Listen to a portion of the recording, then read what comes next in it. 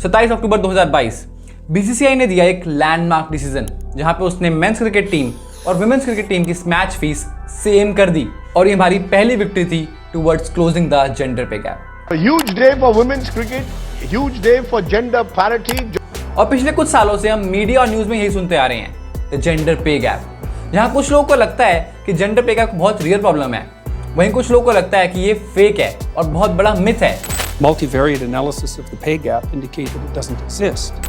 Isn't the gender wage gap a myth? I mean, hasn't this thing been debunked a million times? Well, yes, it has. The notion that women are being paid less for the same exact work is not backed by statistical evidence. Pay gap doesn't exist, my friend. It doesn't. It's the industries that women pick. तो इस सवाल का जवाब ढूंढने के लिए मैंने घंटों लगाए रिसर्च में, जहां मैंने दोनों साइड्स की वीडियो देखी, आर्टिकल्स पढ़े और स्टैट्स पढ़े और आपके पास लेके आया हूं आज एक final answer. The gender pay gap really exist और इट्स जस्ट अ मिथ।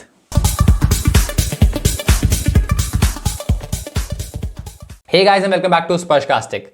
अगर आप नए हैं तो आपको बता दूं ये चैनल पे हम लोग हर हफ्ते एक नए सवाल का जवाब ढूंढते हैं जो आपके लिए इंपॉर्टेंट हो सकता है। अगर आपको ऐसे इंपॉर्टेंट सवालों में इंटरेस्ट है तो प्लीज मेरे चैनल को सब्सक्राइब करें। तो चलिए वीडियो शुरू करते हैं कुछ बेसिक स्टैट्स से। अगर हम यूएस की बात करें तो यूएस में स्टैट्स बहुत फेमस है कि women earns only 82 cents for every dollar man earns. Globally stats और भी खराब है। यहाँ पे विमेन को खाली $1 के बदले 77 सेंट्स ही मिलते हैं, यानी 23% का जेंडर पे गैप। और यहाँ पे खत्म नहीं होता है, स्पोर्ट्स और फिल्म इंडस्ट्री में ये चीजें और एक्सट्रीम हो जाती हैं। फॉर एग्जाम्पल यूएस की विमेन्स फुटबॉल टीम जो वर्ल्ड की बेस्ट टीम मानी जाती है, वो अपना चौथा वर्ल्ड कप लेके आई, उसे फिर भी कम पैसे मिले यूएस की मेंस वर्ल्ड कप टीम से जो वर्ल्ड कप के लिए क्वालिफाई तक नहीं करी थी। अगर हम बात करें फिल्म इंडस्ट्री की तो पठान मूवी जहां पे दीपिका पादुकोण को मिले 15 करोड़ रुपए, पर जॉन अब्राहम को 20 करोड़ और शाहरुख खान को 100 करोड़ और साथ में प्रॉफिट में शेयर्स भी। और मैं किसी न्यू कमर की बात थोड़ी कर रहा हूं, दीपिका पादुकोण ऑलरेडी एक वेल एस्टैब्लिश्ड एक्टर है और पठान जैसी हाईएस्ट ग्रोसिंग मूवी में भी उन्हें मेल काउंटर पार्ट से इतने कम पैसे मिले। इसी के साथ गोल्डमैन सैक्स ने $215 मिलियन की पेनल्टी पे करी थी for their gender pay gap in their company. तो इन सबका तो यही मतलब हुआ ना कि जेंडर पे गैप एग्जिस्ट करता है। वेल नहीं, क्योंकि ये सारे लॉजिक और स्टैट्स फ्लॉड है और यहाँ पे एक बहुत बड़ी मिस्टेक कर रहे हैं। आइए डीप में समझते हैं counter arguments why gender pay gap is a myth. आपको विश्वास नहीं होगा इस बात पर कि जेंडर पे गैप का सबसे बड़ा कॉज है choice. Yes, women choose to be paid less than men, क्योंकि men and women choose different fields और different fields में different type of paying jobs होती है। For example, men choose STEM fields, science, technology, engineering and mathematics, while women choose HEAL fields, healthcare, education, administration and literacy। और जाहिर सी बात है कि STEM field की jobs ज़्यादा high paying होती है। आप ये खुद देख सकते हैं कि इंजीनियरिंग कॉलेज और मेडिकल कॉलेज के अंदर विमेन की पॉपुलेशन कम होती है और मेन की पॉपुलेशन ज्यादा होती है। अगर मैं अपना एग्जांपल दूं तो मैं एक ह्यूमैनिटीज बैकग्राउंड से बिलोंग करता हूं और मैंने खुद ही नोटिस किया कि हमारी क्लास में लड़कियां ज्यादा थी और लड़के कम। वहीं साइंस सेक्शन के अंदर लड़के ज्यादा थे और लड़कियां कम। तो ये क्या मैटर ऑफ चॉइस नहीं है? आप कौन सा सब्जेक्ट चूज करते हो और उसके बेसिस पे आपको डिग्री मिलती है और उसके बेसिस पे आपको जॉब मिलती है। अगर मैं आपको कुछ स्टैट्स बताऊं तो association of surgeons of India यानी एएसआई ने खुद कहा है खाली 12.5 सर्जन्स ही इंडिया में फीमेल हैं, बाकी सारे मेल हैं। वहीं अगर नर्सेज की बात करें, ज़्यादातर नर्सेज फीमेल हैं। तो क्या एक नर्स और एक सर्जन की सैलरी सेम होगी? अगर हम बात करें एरोस्पेस इंजीनियरिंग की तो सिर्फ 11.2% ही फीमेल्स हैं, बाकी सारे मेल्स हैं। और आप अपने किसी भी इंजीनियर दोस्त से पूछ सकते हो उसकी क्लास में फीमेल पॉपुलेशन कितनी कम थी। और क्या आपके दिमाग में इंजीनियर दोस्त एक लड़का आया है? इसके साथ मैं एक और बात कहना चाहूँगा कि इंजीनियर या डॉक्टर बनने के लिए या किसी भी हाई पेइंग जॉब में जाने के लिए आपको अच्छे कॉलेज जाना होता है, जिसके लिए आपको एग्जाम क्रैक्स करने होते हैं। और क्या एग्जाम डिफरेंशिएट करते हैं? क्या जीए एडवांस का एग्जाम और नीट का एग्जाम लड़कियों लड़कों के लिए अलग अलग होता है? वो तो सेम ही होता है और सबके लिए सेम कट ऑफ भी होती है। तो ये आपकी चॉइस है कि आप कौन सा सब्जेक्ट चूज करते हो, कितनी मेहनत करते हो और कौन से कॉलेज में एडमिशन लेते हो, और आपकी सैलरी भी उसी से डिसाइड होती है। सो लड़के खुद चूज करते हैं ज़्यादा कॉम्प्लेक्स और डिफिकल्ट सब्जेक्ट, जिसकी वजह से उन्हें बाद में हाई पेइंग जॉब्स मिलती है और ये मैटर ऑफ चॉइस है। पर आप कहोगे स्पर्श, ये तो बात हो गई कॉर्पोरेट वर्ल्ड की। What about film industry? What about sports? चलो बात कर लेते हैं स्पोर्ट्स की भी। स्पोर्ट्स में विमेन्स टीम को मेंस टीम से कंपैरेटिवली कम पैसे इसलिए मिलते हैं क्योंकि यस, क्योंकि उनकी टिकट्स नहीं बिकती है। तो आपको एग्जांपल देता हूं Indian men's hockey team versus Indian men's cricket team का। मेंस हॉकी टीम को पैसे कम मिलते हैं when compare to cricket team. ऐसा क्यों? क्योंकि हॉकी देखने सिंपली कम लोग आते हैं, उनकी टिकट्स कम बिकती है, उनकी व्यूअरशिप कम है, इसलिए उनके पास स्पॉन्सर्स भी कम है। वहीं क्रिकेट के पास बहुत सारे व्यूअर्स हैं, बहुत टिकट बिकती है और स्पॉन्सरशिप भी ज़्यादा मिलती है, इसलिए उनके प्लेयर्स को ज़्यादा पैसे मिलते हैं, क्योंकि उनका पूल ही बड़ा है पैसों का। तो क्या कहना सही होगा कि हम डिस्क्रिमिनेट करते हैं हॉकी प्लेयर्स और क्रिकेट प्लेयर्स के बीच में? अगर मैं आपको अमेरिका का एग्जांपल फिर से दूं तो विमेन्स फुटबॉल टीम को अमेरिका में पैसे कम इसलिए मिले थे क्योंकि मेंस वर्ल्ड कप ज़्यादा पैसे जनरेट करता है। The women got a pool or got paid out from a pool of $30 million from the Women's World Cup. The men would draw from a pool of $400 million, okay? $400 million, $30 million. Why is that? It's because the Men's World Cup generates $6 billion in revenue. The Women's World Cup generates $131 million in revenue. पर इसमें बोलोगे performance का क्या, results का क्या? वो लोग तो वर्ल्ड कप जीत के आए थे ना, उनको ज़्यादा पैसे मिलने ही चाहिए थे। ऐसा नहीं होता। हमें ऐसा लगता है कि स्पोर्ट्स में हमें परफॉर्मेंस बेस पे पैसे मिलते हैं, बट एक्चुअल हमें पॉपुलैरिटी बेस पे पैसे मिलते हैं। चलो एक एग्जांपल समझाता हूँ। IPL 2023 महेंद्र सिंह धोनी ने मारे पूरे 104 रन पूरे सीजन में, जो उनका अभी तक का लोएस्ट स्कोर था। उतने ही रन करीब एक न्यू कमर प्रभसिमरन सिंह ने एक मैच में मार दिए, जहां पे उसने सेंचुरी बनाई। Here's the little reverse, and it's gone all the way through the offside, and now he continues the momentum. That there is flat batted hard. पर आपको पता है प्रभसिमरन सिंह को खाली मिले 60 लाख रुपए IPL के लिए, वहीं महेंद्र सिंह धोनी को मिले 12 करोड़ रुपए। ऐसा क्यों? जब उनकी परफॉर्मेंस में तो डिफरेंस था, तो उनकी पे गैप इतना बड़ा क्यों? सिंपल सी बात है, क्योंकि महेंद्र सिंह धोनी को देखने लोग आते हैं, उनके नाम से टिकट्स बिकती है, जिससे CSK उनकी पेरेंट कंपनी पैसा कमाती है। जब भी वो बैटिंग करने आते हैं, पूरा स्टेडियम धोनी धोनी चिल्लाता है और ऑनलाइन व्यूअरशिप 1 करोड़ के पार चली जाती है, जिससे ज़्यादा एड रेवेन्यू आता है, ज़्यादा स्पॉन्सर्स आते हैं और अगेन ज़्यादा पैसे मिलते हैं प्लेयर्स को।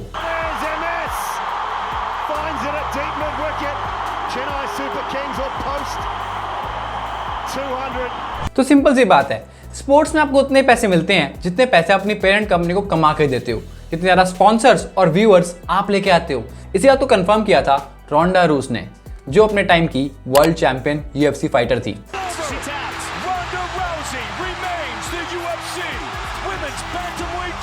और अपनी पीक पर वो हाईएस्ट पेड UFC फाइटर बनी, मेन और विमेन दोनों कैटेगरी में। एक रिपोर्टर ने उनसे उसके बारे में पूछा और उनका ये रिप्लाई था। I think that how much you get paid should have something to do with how much money you bring in. I'm the highest paid fighter not because Dana and Lorenzo wanted to do something nice for the ladies. They do it because I bring in the highest numbers. They do it because I make them the most money. And I think that the money that they make should be proportionate to the money that they bring in. देखा, रोंडा खुद ये मानती है कि आपको उतने पैसे मिलते जितने आप पैसे लेकर आते हो। UFC ने उन्हें मैक्सिमम पैसे इसलिए दिए क्योंकि वो ज़्यादा पैसे लेकर आई थी। चलो बात कर लेते हैं बॉलीवुड की। बॉलीवुड में भी ये जेंडर पे गैप का मुद्दा अक्सर उठता रहा है, जहाँ कई एक्ट्रेसेस ने अपने स्टेटमेंट्स दिए। And yet, the actor was getting paid more. Again, तो बॉलीवुड में भी आपको उतने पैसे मिलते हैं जितने टिकट्स आप बिकवा सकते हो, जितने फेमस आप होते हो, जितने फैंस आपके होते हैं। और ऐसा नहीं है हमेशा मेन को ज़्यादा पैसे मिलते हैं। चलिए बात करते हैं फिर से दीपिका पादुकोण की, उनकी मूवी पद्मावत, जहां पे उन्हें ज्यादा पैसे मिले थे बोथ शाहिद कपूर और रणबीर सिंह से। ऐसा क्यों? क्योंकि उनका लीड रोल था और लोग उन्हें देखने आए थे। मूवी उनके अराउंड बिल्ड थी और उनका कैरेक्टर ही मेन अट्रैक्शन था ऑडियंस के लिए, इसलिए उन्हें ज्यादा पैसे मिले थे मेल काउंटर पार्ट से। इसके साथ साथ हम एक मेजर चीज मिस करते हैं, वो है we hyper focus on top 1% successful men. पर हम बात भूल जाते हैं कि अगर टॉप में मेन है तो बॉटम में भी मेन है। हाँ, ज्यादातर CEOs और पॉलिटिशियंस मेन है, पर ज्यादातर ब्रिकलेयर्स भी मैन है, ज्यादातर माइन वर्कर्स भी मैन है, ज्यादातर बेगर्स भी मैन है, ज्यादातर सीवेज क्लीनर्स भी मैन है, इलेक्ट्रीशियंस, प्लम्बर, रिक्शा ड्राइवर्स, ये सारे मैन है। तो पार्लियामेंट के अंदर सीट रिजर्व होनी चाहिए विमेन के लिए। पर किसी ने ये क्यों नहीं कहा कि सीवेज क्लीनर्स और माइन वर्कर्स के अंदर भी विमेन के लिए सीट रिजर्व होनी चाहिए? ऐसा क्यों है कि ज्यादातर हजार्डियस और डेंजरस जॉब करने वाले लोग मैन है? इससे तो एक और बात साबित होती है कि मेन ना सिर्फ ज्यादा कॉम्प्लेक्स और डिफिकल्ट सब्जेक्ट चूज करते हैं स्टडीज के लिए, वो ज्यादा डेंजरस, हजार्डियस और लो पेइंग जॉब्स भी ले लेते हैं। इसी के साथ हम ये बात भूल जाते हैं कि कुछ ऐसे प्रोफेशन भी हैं जहां फीमेल को ज्यादा पैसे मिलते हैं मेल कंपैरेटिवली, और जहां जेंडर पे गैप उल्टा है। आइए समझते हैं। फॉर एग्जाम्पल मॉडलिंग, जहां फीमेल मॉडल्स को 2 से 4 गुना ज्यादा पैसे मिलते हैं मेल मॉडल कंपैरेटिवली। अगर हम टॉप लेवल की बात करें तो डिस्पैरिटी और ज्यादा बढ़ जाती है। यहाँ पे केंडल जेनर जैसी top models 30 to 40 million dollars कमाती है एक साल का। वहीं top men model Sean O'Pry maximum 1.5 million ही कमा पाते हैं। क्या हम इसे भी जेंडर पे गैप बोलेंगे? ओनली फैंस की बात करते हैं। ओनली फैंस की टॉप 10% क्रिएटर्स में से 85% फीमेल्स है और वहां पे लड़कियां मिलियनर भी बन जाती हैं।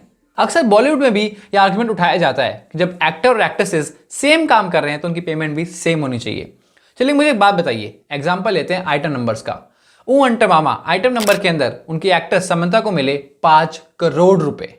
पर एक बात बताइए, उनके पीछे जो 100 बैकग्राउंड डांसर्स डांस कर रहे होते हैं वो भी तो सेम स्टेप कर रहे होते हैं, तो वो भी तो सेम काम कर रहे होते हैं। तो क्या बैकग्राउंड डांसर्स को भी सेम पैसे मिलने चाहिए जो मेन एक्टर एक्ट्रेसेस को मिल रहे हैं किसी भी गाने के अंदर? क्या ये डिमांड सप्लाई का खेल नहीं है? क्योंकि अगर यहां भी देखा जाए तो फीमेल मॉडल्स को ज्यादा पैसे इसलिए मिलते हैं क्योंकि वो ज्यादा पॉपुलर होती हैं, उनकी डिमांड ज्यादा है। So it's basic demand and supply. It's not patriarchy, it's economics, it's not sexism, it's capitalism. Capitalism ये रीजन है जिसकी वजह से gender pay gap in industries के अंदर एग्जिस्ट करता है। तो क्या हमें यहां भी जेंडर पे गैप की बात करनी चाहिए और हमें यहां भी इक्वालिटी आनी चाहिए? क्या फीमेल मॉडल्स और मेल मॉडल्स को सेम पैसे मिलने चाहिए क्योंकि वो अपेरेंटली सेम काम कर रहे हैं? अक्सर ज्यादातर वीडियोस यहां पे खत्म हो जाती हैं ये बता के कि जेंडर पे गैप बस एक मिथ है। पर मैं इसके एक और लेवल और डीप गया और जानने की कोशिश करी ये रीजंस एग्जिस्ट क्यों करते हैं, इस बात का कॉज क्या है कि मैन और वीमेन डिफरेंट फील्ड चूज करते हैं। देखिए इसकी शुरुआत होती है बचपन से। हम लड़कों को टॉयज में देते हैं रोबोट्स या फिर रिमोट कंट्रोल हेलीकॉप्टर या कार। यहाँ पर हम लड़कियों को देते हैं डॉल्स, किचन सेट। हम बचपन से उनके माइंड में डाल देते हैं कि ये फील्ड्स लड़कियों के लिए है और ये फील्ड्स लड़कों के लिए। ये बायस उनके मन में हमेशा रह जाता है और बड़े होते होते वो उन्हीं फील्ड्स के साथ अलाइन हो जाते हैं जिनके बारे में बचपन में उनके अंदर बायस डाला गया था। मेन स्टेम इसलिए चूज करते हैं क्योंकि बचपन से उन्हें बताया जाता है कि वो मैथमेटिक्स और स्टेम फील्ड्स में अच्छे हैं, और लड़कियां उसे इसलिए अवॉइड करती हैं क्योंकि बचपन से उन्हें बताया जाता है कि ये फील्ड्स उनके लिए नहीं बनी है। ऊपर हमने ये भी पाया कि लड़कियां ज़्यादा अंडर कॉन्फिडेंट होती है। इसका एग्जाम्पल मिला हमें HP के एक स्टडी के अंदर। यहाँ पर उन्होंने पाया कि लड़कियां वेट करती है प्रमोशन के लिए अप्लाई करने के लिए जब तक वो 100% क्राइटेरिया मीट नहीं करती। वहीं लड़के 60% क्राइटेरिया मीट होने के बाद ही प्रमोशन के लिए अप्लाई कर देते हैं किसी भी कंपनी के अंदर। यानी लड़कियों को ऐसा लगता है कि वो केपेबल नहीं है और उन्हें ज़्यादा मेहनत करनी पड़ेगी लड़कों की बराबरी करने के लिए, इसलिए वो प्रमोशंस के लिए लेट अप्लाई करती हैं। साथ ही में ये भी नोटिस किया गया कि लड़कियां सैलरीज नेगोशिएट करने में थोड़ी पीछे रह जाती हैं। एक स्टडी ने बताया कि लड़कियां जो सैलरी नेगोशिएट करती है उनको जॉब्स मिलने के चांसेस कम हो जाते हैं क्योंकि ऐसी लड़कियों को एज डिमांडिंग परसीव किया जाता है। इसलिए लड़कियां नेगोशिएट करने से घबराती हैं और पीछे हटती हैं। ये भी एक कारण है कि उनको कम सैलरीज मिलती हैं क्योंकि वो कम सैलरीज में मान जाती हैं, क्योंकि उन्हें डर रहता है कि लोग उन्हें डिमांडिंग या फिर डीवा समझेंगे अगर वो ज़्यादा नेगोशिएट करेंगी तो। ये हम स्पोर्ट्स की बात करें तो ऐसा माना जाता है कि लड़कियों का स्पोर्ट्स इतना इंटरेस्टिंग नहीं होता है, इसलिए लोग उन्हें देखना चाहते ही नहीं है इन द फर्स्ट प्लेस। और ये भी एक रीज़न है क्योंकि पॉपुलैरिटी कम होती है और उनको पैसे भी कम मिलते हैं। अगर हम फिल्म इंडस्ट्री पर जाएं तो हमें एक और शॉकिंग रीज़न पता लगता है, वो है शेल्फ लाइफ। हाँ, शेल्फ लाइफ। ये देखिए, ये है फेमस गाना टिप टिप बरसा पानी जो शूट हुआ था 1994 के अंदर। यहाँ पे एक्टर्स अक्षय कुमार और एक्ट्रेस रवीना टंडन। हाल ही में इसी का रीमेक बना जहाँ पे एक्टर फिर से थे अक्षय कुमार और एक्ट्रेस थी उनसे 16 साल छोटी कटरीना कैफ। और ये एज गैप एक बहुत ही वियर्ड बट रियल ट्रेंड है जो बॉलीवुड में देखा गया है, जहाँ पे एक्ट्रेस लंबे टाइम तक एक्टिंग करते रहते हैं, वहीं एक्ट्रेसेस की शेल्फ लाइफ छोटी होती है, यानी एज बढ़ने के बाद उन्हें मूवीज मिलना कम हो जाती है और कुछ केसेस में तो बिल्कुल बंद हो जाती है। इसलिए सिमिलर एज वाले एक्टर्स जैसे सलमान खान, शाहरुख खान, आमिर खान, जिनकी एज 55+ है, उन्हें आज भी लीड रोल्स मिलते हैं और वो हिट मूवीज कर सकते हैं। बट उन्हीं एज की एक्ट्रेसेस यानी माधुरी दीक्षित, तब्बू, काजोल, विद्या बालन, उनको भी इतने लीड रोल्स नहीं मिलते जितने उनको पहले मिला करते थे। तो बात यह है, एक्टर्स के पास ज्यादा टाइम होता है अपनी ब्रांड वैल्यू एस्टैब्लिश करने का। इन एक्टर्स को 30-30 साल हो गए इंडस्ट्री के अंदर, इसलिए उनका पे ज्यादा है क्योंकि वो ज्यादा टाइम इससे इंडस्ट्री के अंदर है और उन्होंने ज्यादा फैंस इकट्ठे किए ओवर द टाइम। और वहीं पे एक्ट्रेसेस के पास उतना टाइम ही नहीं है उतना फैन बेस इकट्ठा करने का, उतना ब्रांड वैल्यू जमाने का अपनी, क्योंकि उनकी शेल्फ लाइफ कम है। उनकी एज होते ही लोग उनको मूवीज देना बंद कर देते हैं और यंगर एक्टर्स पे मूव कर जाते हैं। इसी के साथ आते हैं हम लोग सबसे ज्यादा sad section of this video, the motherhood penalty. What is motherhood penalty? आइए एक रिसर्च से समझाता हूँ। 2009 में एक स्टडी हुई जिसने कंपेयर किया MBA स्टूडेंट्स को बिटवीन 1990 एंड 2006। ये पाया कि बिजनेस स्कूल से निकलते ही मैन और वुमेन के सैलरीज ऑलमोस्ट सिमिलर ही होती है, बट धीरे धीरे जैसे एज बढ़ती रहती है उनके बीच में जेंडर पे गैप बढ़ता ही चला जाता है और लेट 20s और मिड 30s के अंदर जेंडर पे गैप मैक्सिमम हो जाता है। पर यहाँ पे एक और इंटरेस्टिंग बात नोटिस करी गई कि जेंडर पे गैप वापस से श्रिंक होता है जैसे आप लेट 40s और 50s की तरफ मूव करते हो तो मैन और वीमेन की इनकम सिमिलर होती चली जाती है वापस से। तो ऐसा क्या होता है वीमेन के लेट 20s और मिड 30s के अंदर? You guessed it right, motherhood. Majority women को प्रेगनेंसी की वजह से अपनी जॉब या तो छोड़नी पड़ती है, उससे लीव लेनी पड़ती है, जिसके बाद जब वापस मार्केट में एंट्री मारते हैं तो उनके पास एक गैप होता है 1-2 साल का, जिसकी वजह से उनका CV थोड़ा वीक हो जाता है, जिनकी वजह से उनको जॉब्स कम मिलती हैं या फिर वो जॉब्स लो पेइंग होती है। इनफैक्ट ऐसे बहुत सारे एम्प्लॉयर्स और कंपनीज होती हैं जो जॉब इंटरव्यू में आपसे पूछती हैं कि आपकी शादी कब हुई है या फिर आपके बच्चे हुए हैं कि नहीं। वो इसलिए क्योंकि वो जानना चाहते हैं कि आप प्रेग्नेंट कब होगी, आपके बच्चे कब होंगे और आप कब लीव लोगी। और यहाँ पे एम्प्लॉयर्स का पर्सनल बायस एक बड़ा रोल प्ले कर सकता है कि विमेन को जॉब मिलेगी या नहीं। और इस बात पे मैं भी क्या बोलूँ, मुझे समझ नहीं आ रहा है, क्योंकि कंपनीज भी प्रॉफिट मैक्सिमाइजेशन के लिए काम करती हैं। और जब उनको दिखता है कि उनका कोई वर्कर 6 महीने की छुट्टी लेने वाला है, जहाँ पे उन्हें पेड लीव देनी पड़ेगी, यानी पैसे देने पड़ेंगे, और उनकी जगह एक इंटर्न को हायर करना पड़ेगा जिसको सैलरी भी देनी पड़ेगी, तो इसके चक्कर में वो वुमेन को हायर नहीं करते या फिर प्रमोट नहीं करते जब वो इस एज में होती हैं। और सबसे वियर्ड बात यह है, ये एज वही होती है जब इंसान अपने करियर में पीक करता है, जब वो प्रमोशंस लेता है, जब वो कंपनी में काफ़ी साल तो काम कर चुका होता है, उसके पास एक्सपीरियंस होता है। और यही क्रूशियल टाइम पे विमेन को चाइल्ड रेयरिंग के लिए एक ब्रेक लेना पड़ता है, और इसी को हम कहते हैं motherhood penalty. And there is no fatherhood penalty. उल्टा आदमियों की इनकम बढ़ जाती है एक बच्चा पैदा होने के बाद, क्योंकि उनके पास एक रीजन होता है कि उनके पास फैमिली है जिनको उन्हें सपोर्ट करना है, जो कभी कभार प्रमोशंस के अंदर एक बड़ा फैक्टर बन सकता है। और सैड्स में हमें यही शो करते हैं, विमेन आज भी केयर गिविंग और चाइल्ड रेयरिंग के अंदर ज़्यादा टाइम और एफर्ट्स डालती हैं, जिनकी वजह से उन्हें ज़्यादा बड़ा ब्रेक लेना होता है अपने प्रोफेशनल करियर से, जो एक्चुअल में एक बहुत बड़ा कॉन्ट्रीब्यूटर है जेंडर पे गैप की तरफ। आइए चलते इस वीडियो के कंक्लूजन पे। कंक्लूजन में हम ये कह सकते हैं कि जेंडर पे गैप काफ़ी जगहों पे एक मिथ होता है, क्योंकि वो चॉइस बेस्ड, पॉपुलैरिटी बेस्ड होता है। कुछ जगहों में कैपिटलिज्म एक बहुत बड़ा रोल प्ले करता है। हम जेंडर पे गैप कैलकुलेट कैसे करते हैं? हम सिंपली सारी सैलरीज को ऐड करते हैं, सारे मेन और विमेन की, और एक मीडियन सैलरी निकालते हैं। पर ये सही तरीका नहीं होगा, क्योंकि सैलरीज वेरी करती है जॉब प्रोफाइल, स्किल्स, एजुकेशन और एक्सपीरियंस पर। इसलिए फोर्ब्स ने एक स्टडी करी जहाँ पर उसने कंसीडर किया skill set, education level, background, experience को, और फिर कैलकुलेट किया और पाया कि gender pay gap almost negligible हो जाता है। विमेन कमाती है 99 cents for every $1 man earns, जो ऑलमोस्ट सेम है। पर हमें ये बात भी समझनी पड़ेगी कि उन चॉइसेस और पॉपुलैरिटी के पीछे भी ऐसे बहुत सारे सोशल फैक्टर्स होते हैं, जैसे विमेन के एजुकेशन पे कम खर्चा करना या उन पर कम ध्यान देना, या फिर उन्हें बचपन से सिखाना कि उनका काम किचन और बच्चे संभालना ही है। तो इन सोशल फैक्टर्स की वजह से ये कहना भी गलत होगा कि जेंडर पे गैप बिल्कुल ही एक मिथ है। और इस वीडियो के एंड में आपसे मैं 2 मेजर क्वेश्चन पूछना चाहूँगा। क्या पैसे मिलने चाहिए पॉपुलैरिटी के बेस पर या फिर इक्वल वर्क करने के बेस पर? अगर इक्वल वर्क करने के बेस पर तो फिर स्पोर्ट्स के साथ साथ मॉडलिंग में भी पेमेंट सेम होनी चाहिए। और क्या सिर्फ हाई पोजीशन ऑफ पावर के अंदर ही विमेन के लिए सीट रिजर्व होनी चाहिए? What about low position of power, क्या वहाँ पे भी रिजर्वेशन होनी चाहिए विमेन के लिए? इन दोनों क्वेश्चन का आंसर करिए कमेंट सेक्शन में, और मैं आपको मिलता हूँ अगले वीडियो में। Thank you for watching, this is स्पर्श साइनिंग ऑफ। इस वीडियो को ये पार्ट मैं बाद में शूट कर रहा हूँ, क्योंकि मैं एक बात बताना भूल गया था कि सॉल्यूशन क्या है इस बात का। चलो एक एग्जांपल देकर समझाता हूँ। फीमेल डॉक्टर्स मेल डॉक्टर से कम पैसे कमाती है जब हम कंपेयर करते हैं क्लिनिक विजिट्स की, प्राइवेट क्लिनिक विजिट्स की। पर ये बात स्टैटिस्टिकली प्रूवन है कि फीमेल डॉक्टर के पास जो पेशेंट्स होते हैं उनका मोर्टेलिटी रेट सिग्निफिकेंटली कम होता है कंपेरेटिव टू मेल डॉक्टर्स। पर फिर भी लोगों को ऐसा लगता है कि फीमेल डॉक्टर्स सब पार होंगी या फिर कम अच्छे से ट्रीट कर पाएंगी, जिसकी वजह से लोग फीमेल डॉक्टर्स को विजिट नहीं करते हैं। और ऐसा ही हर प्रोफेशन में देखा जाता है, जहाँ पे लोग मेल को ज़्यादा प्रेफर करते हैं कंपेरेटिव टू फीमेल। और ये एक मेजर कॉज है जेंडर पे गैप का, वो हमारी मेंटालिटी में एग्जिस्ट करता है। तो main cause gender pay gap का हमारे खुद के बायसेस ही हैं। तो इसका सिंपल सोल्यूशन ये होगा, हमें खुद के बायसेस रिमूव करने पड़ेंगे। हमें जाना होगा फीमेल स्पोर्ट्स को देखने के लिए, हमें जाना होगा ऐसी मूवीज देखने के लिए जो फीमेल सेंट्रिक होती हैं। अगर आप कोई एम्प्लॉयर हैं तो आपको याद होनी चाहिए बात कि आप परफॉर्मेंस रिव्यूज देते हुए या फिर कुछ प्रमोशन देते हुए आप भेदभाव ना करें, बायस ना हो। और yes, this can actually reduce gender pay gap. अगर आपको मेरी ये वाली वीडियो पसंद आई है तो मुझे लगता है आपको मेरी दोनों वीडियो पसंद आएगी जो मैंने बनाई थी फेमिनिज्म के ऊपर, जहां पहली वीडियो में मैं क्वेश्चन करता हूं आपके फेमिनिस्ट होने पर, और दूसरी वीडियो पे मैं काउंटर करता हूं कुछ एंटी फेमिनिस्ट आर्ग्यूमेंट्स को। Want equal pay, we want equality, we want equal pay. अरे भाई वर्ल्ड कप स्टार्ट हो रहा है, चल रहा है वर्ल्ड कप देखने? अरे हाँ भाई चलेंगे ना, कोहली को सेंचुरी मारते हुए देखेंगे। अरे विमेंस, अबे पागल है क्या, उनका कौन देखने जाता है? तो भाई इक्वल पे, अबे यहाँ पे तो मैं खाली लड़कियां ताड़ने आता हूँ।